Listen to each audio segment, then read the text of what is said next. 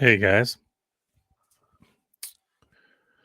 this is a little kind of throwback to some things that got left out of the Anomalous America Nevada episode.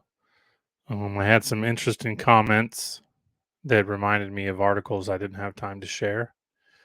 And then, synchronicities continued from there. And I had a good friend message me about um, Las Vegas as well as the comments that I had. And I just felt like it was too coincidental to not do a quick little follow-up video on and just kind of see what you people think of it. So again, thanks for being here. Recording this on Monday, in the middle of getting all of the Anomalous America Texas information out, starting my threads on Twitter. So if you don't follow me on Twitter, make sure you do. If you haven't seen the Nevada episode of Anomalous America, episode 9, make sure to check the description. I'll have a link for it there. Tomorrow, Tuesday's episode 10, Texas, like I said. And so yeah, great comments, and then a private message from a good friend of mine, Stellium7. I'm sure he won't mind me sharing this, but his message was thinking of Adam and Eve in Nevada. So he's talking about one of my articles that we'll get into here in a second. Isn't it ironic that modern day Babylon is more represented by Las Vegas than just about any site on Earth? And then he goes on to ask if I read Stephen King's The Stand. After a virus called Captain Trips takes out the vast majority of the population, the Antichrist takes up residence there and draws the evil ones to him. And yeah, just thought that was fantastic. Um, we're going to start here with the article, or a few articles, and we'll go back through some of the articles from episode 9 of Anomalous America. And just kind of, yeah, interesting things about Las Vegas. And what's also interesting to think about too is the word Vegas. The Vega, the Vegas. Um, Not only does it mean fertile plain or valley, which is interesting because we'll read some even though it's a parched desert now, it certainly wasn't that way in prehistoric or ancient times. Maybe not even that old, not that long ago. And Vega also is relates to the northern star, the bright northern star Vega, Alpha of Lyra. And when translated, it also means the eagle of the desert and the falling vulture, which is really interesting because, just thinking back through my time studying the Aztecs and the Mayan, it just makes me think of, the vulture was very symbolic of the dualistic nature of life. And you have this wise animal that feeds off death. Um, that kind of scavenger mentality is very interesting. And when you look into some of the astrotheological overlays, it's really interesting. Um, but yeah, that's a little bit off subject. But yeah, a little bit of a history behind the name there. We're gonna hop onto some screen share here and share an article from Las Vegas, 1877, the Las Vegas Gazette. And then we're going to go back through some articles and make some interesting overlays. And yeah, that'll be it. This is just a quick little flashback to some things I didn't get time to share. So yeah, again, Las Vegas Gazette, 1877. Attractions of New Mexico, Antiquities.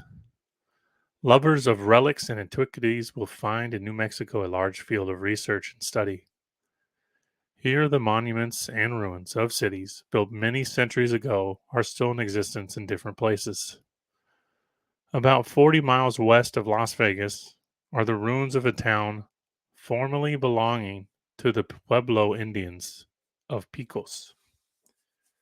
The large structure to the right of the stage road used to be a temple where the Aborigines worshipped their god. All around can be seen traces of a large town on an elevated tableland, in whose rocky foundations imprints of human footsteps can still be distinctly traced.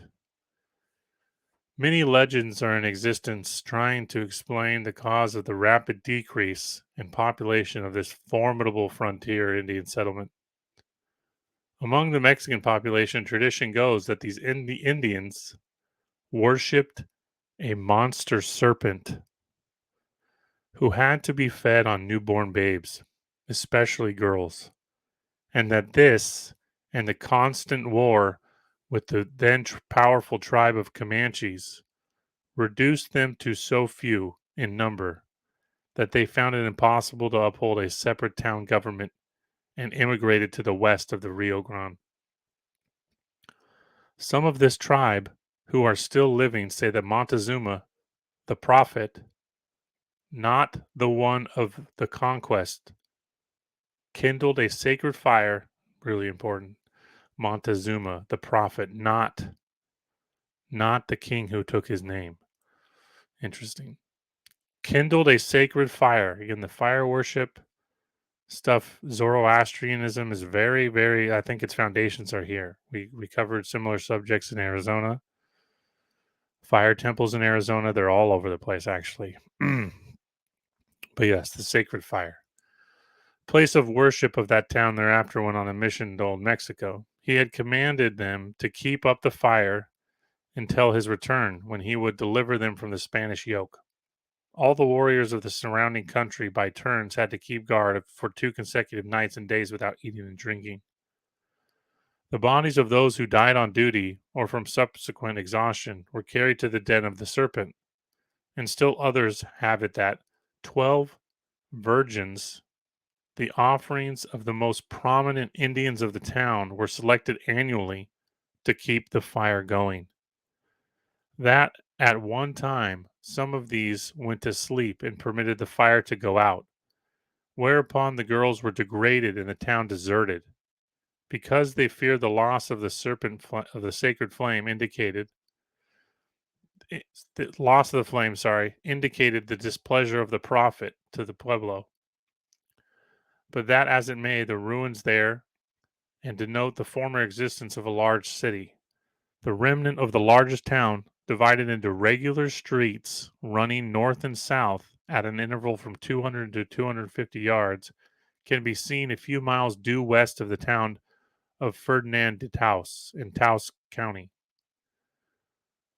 For more than 2 square miles can the foundation walls be distinctly traced.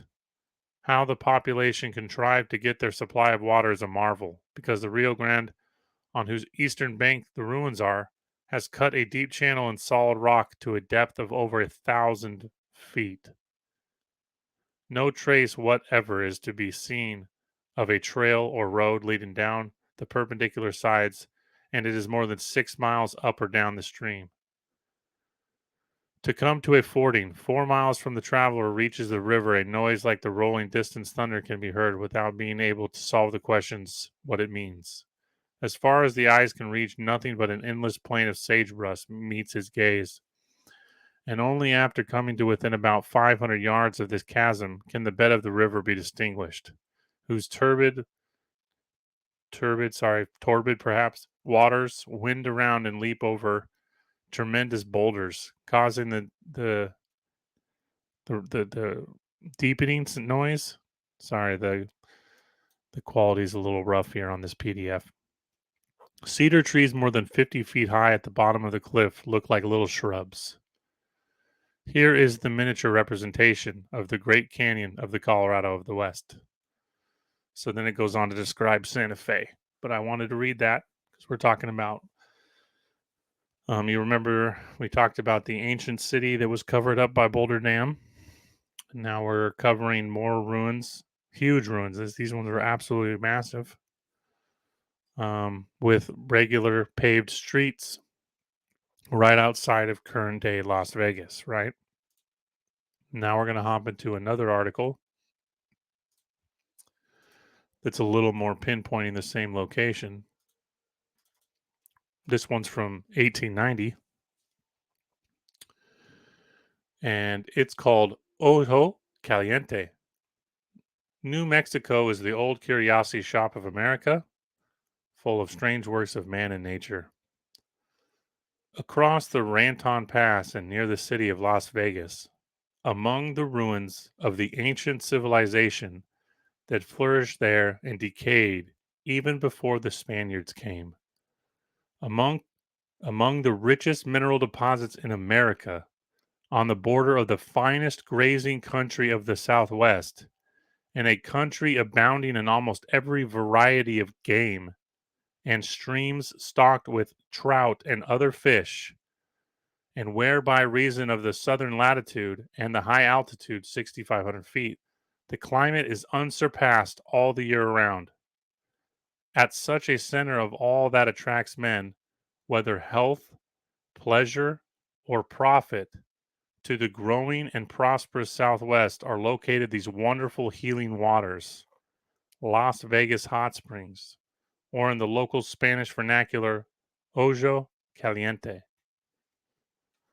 So yeah, very interesting overlays there, right?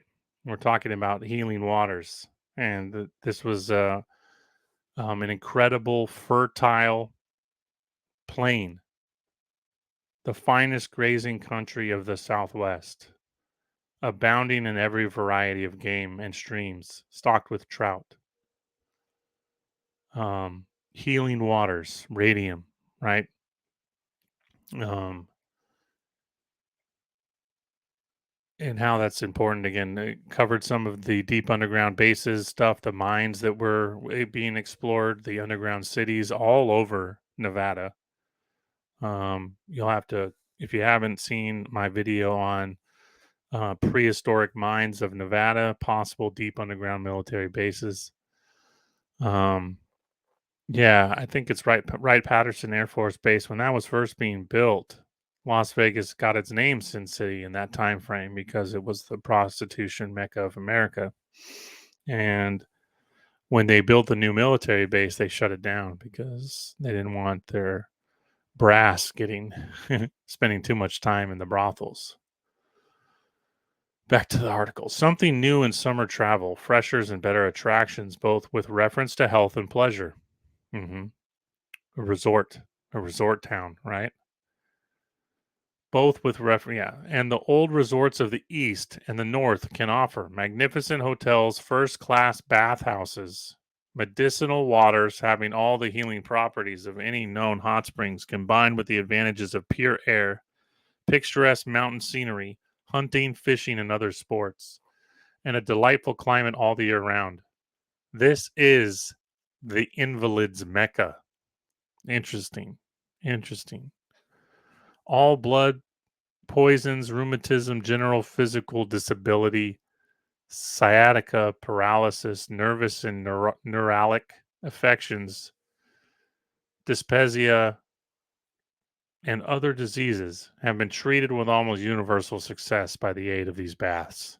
The climate is especially beneficial to sufferers with lung disease. So, yeah, another little article there that ties right in with what we were talking about earlier. And I think the overlays are really powerful. Perhaps this was a mecca, the invalids mecca, or it became the invalids mecca. These healing springs and these healing towns lost their original meaning, or perhaps maintained their original meaning. It's kind of for you guys to decide. But we got a few more here. We're going to go back through and we're going to discuss why they're so important. Where are we? We're back here. Okay. And we're going to go, since we mentioned it, we're going to talk about Adam and Eve were Nevadans. Okay. Because this relates again to what my good friend Stelling was saying, what some of the comments were referencing as far as, the ancient history of Las Vegas, which again, it's built upon an ancient civilization. surrounded with even more stupendous and gigantic structures, as we've pretty much shown all the way through up into Alaska. And we've covered just about every state, massive buried ruins. And why should Las Vegas be any different? No one ever dreamed that Nevada would dispute Shasta's claim, right? Here's a little image that I generated through AI just by copy and pasting some words from this article. Due to the find made near the Lehman Cave in White Pine County, which has given rise to the theory that Nevada might have been the site of the Garden of Eden. Now, remember, we just talked about the ancients worshiping a giant serpent, feeding it 12 virgins, the eternal flame. Interesting overlays. Judging from samples of publicity that have already appeared on the coast, okay, that's the Shasta claim. Nevada as the Garden of Eden. Silver State uncovers some evidence that Adam and Eve were sage brushers.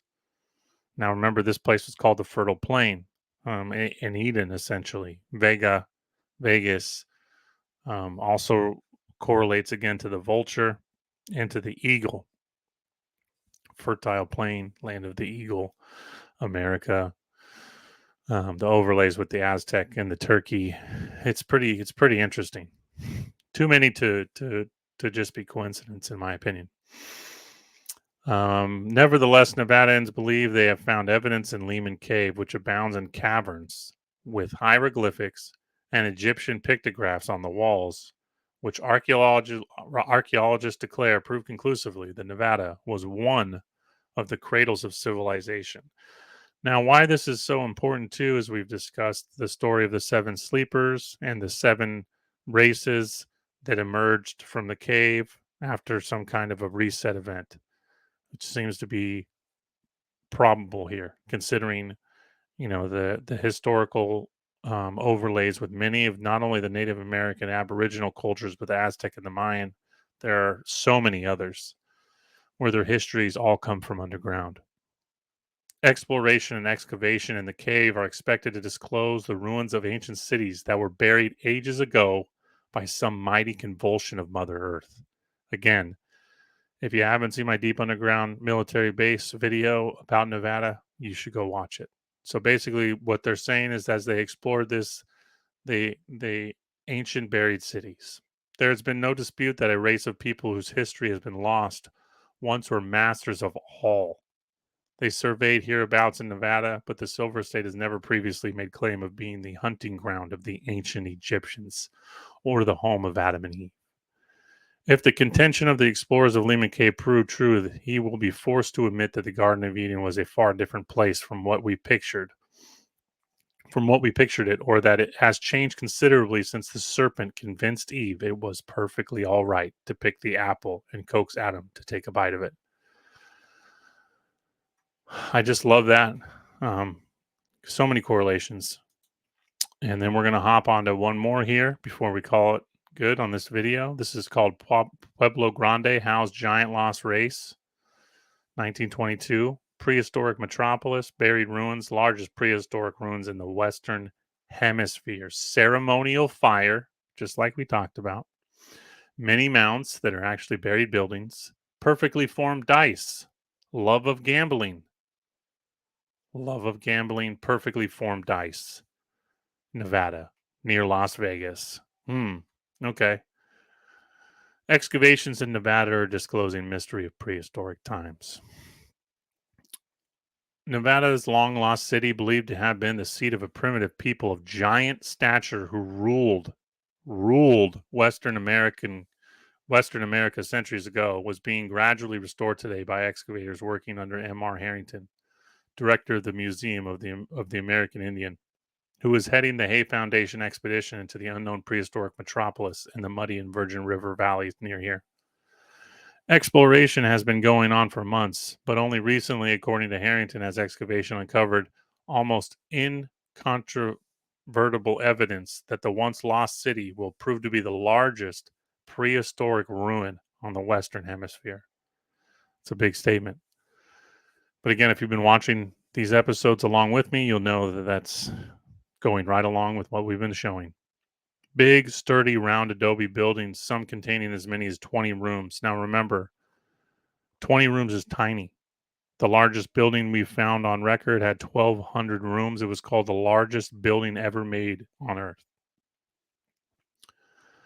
With hard glazed floors, has been excavated, revealing under their circular courtyards the graves of a vanished race. Everything circular. This isn't the first place we found. I have another giant city that was all built in circles. Just like what we in Atlantis here? With skeletons found to average over 7 feet in height. This takes us back to the Emperor Tigrinus, New Mexico video, right? Where they called him the first redhead, the founders of the Tesian race in New Mexico, the Ari of Ireland, Arizona. That's where Arizona gets its name. Interesting. Buried with twins. We're going to skip over that part. In many mounds already unearthed, Harrington has found beautiful shell jewelry, artistically cut beads, and decorated pottery of fanciful design. Now, another interesting overlay. The oldest Masonic emblems ever found were found here in Nevada, Arizona, New Mexico, and Colorado. And they're carved on shells and jewelry, beads. Decorated pottery, in addition to quantities of crude hunting implements. Several sets of perfectly formed dice, some with the corners rounded, were discovered in clay urns, indicating a fondness of this race gone by for the thrill of gambling. The area embraced by Pueblo Grande is 8 miles wide, extends intermittently with 150 outcroppings for 35 miles. Absolutely massive. Strata upon strata, layered with colored pottery and implements, have been unearthed, with the crudest implements usually buried at the greatest depths. That's backwards, unfortunately, as we know, at least as I've been showing. It gets a little more advanced as we go down. Had class distinctions. Evidence that class distinctions prevailed among the vanished Nevada race was furnished when it was observed that some of the giant skeletons were found to have far more objects of art surrounding them than the average burial mound contained. Now, class distinction, I believe, is incorrect. As we've come through here all the way from Alaska again, we've found that nearly all of the races have been found living in communal cities, phenotypes, races, whatever silly distinction you want to make, right?